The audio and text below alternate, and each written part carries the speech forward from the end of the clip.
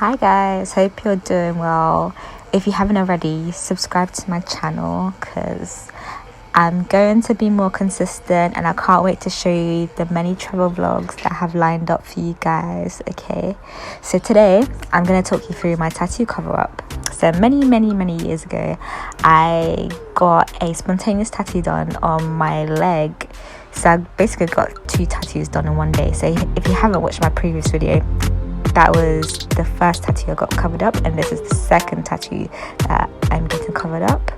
So here's my tattoo artist Raf just preparing everything for me to get this tattoo done. So basically the way I chose the old tattoo was I went to Google, clicked on page 1, didn't like that, clicked on page 2, didn't like the designs there, probably clicked about page 3, and I was like, yeah, okay, this is what I'm going to get on my leg.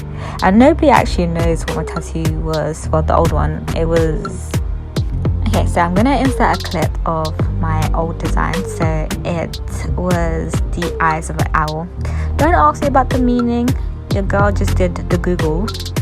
I just did a Google search of tattoo designs and that's what I picked.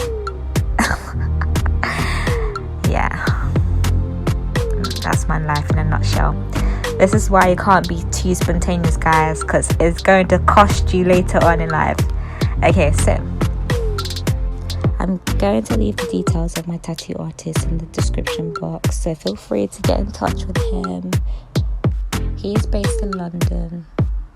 So when it came to the design, my tattoo was positioned and what could go over it was very specific. We just came to an agreement to get a muff on top. Well, I say we, my tattoo artist suggested it and I just went with it. And do you know what? I loved the design and it worked out perfectly. Like, he really incorporated my old tattoo into the new one, so it worked out great, guys. I normally just tell people I have a butterfly on me, because to tell people I have a moth on me, they're just gonna be like, huh? A moth? Why'd you get that? But if I tell people I got a butterfly, I don't get no questions. It's very gentle. I know this fast and very mostly because it's been touched already. Yeah, so the skin is a little bit damaged.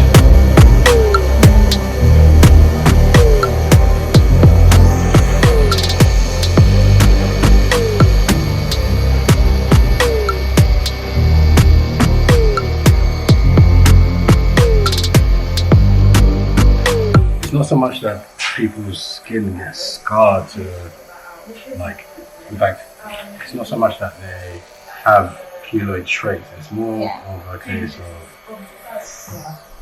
the person that's tattooed their skin hasn't taken care while tattooing it.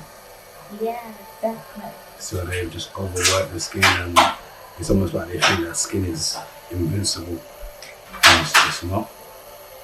You've got to be really careful with it. You've got to take your time. But then at the same time, you have to get in and out quickly. If you spend too much time in any one area of the skin, it will be prone to scarification.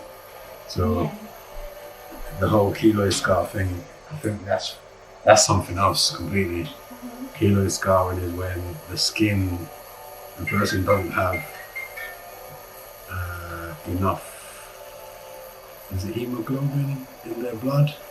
Basically, they don't have enough of the stuff that fills up the wounds properly.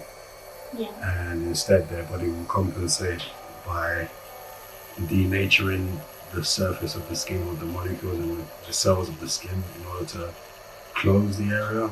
Yeah, so it's a whole lot of different science, and it's just basically a case of, it's more like a disease than something that can be caused by a tattoo. That makes sense.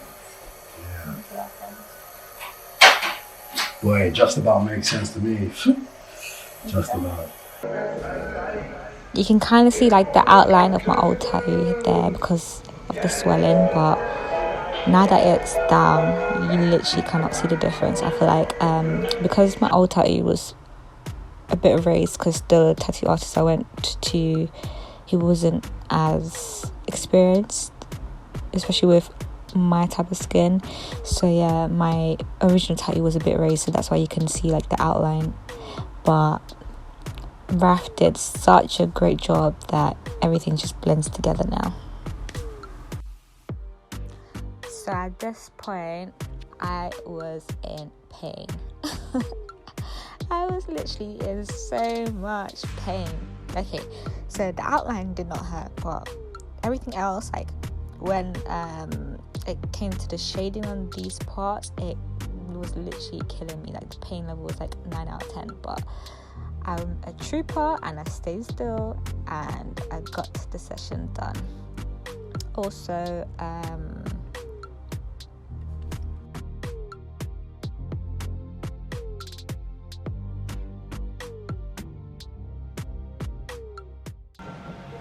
because this tattoo was huge, it took 2 sessions to do. So one was a full session, about 8 hours, and the other was a half-day session. So I think it took about like 4 hours. So here's my tattoo artist finishing up his great job.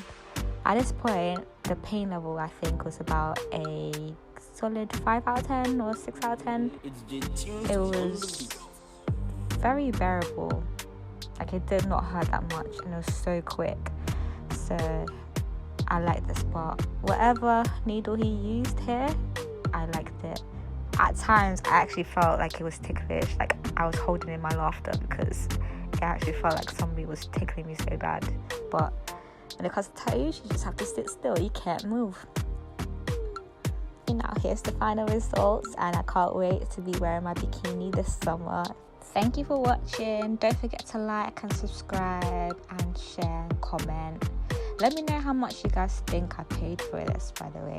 Guess the amount. And yeah, subscribe to see the next vlog, guys. Thank you. Bye bye.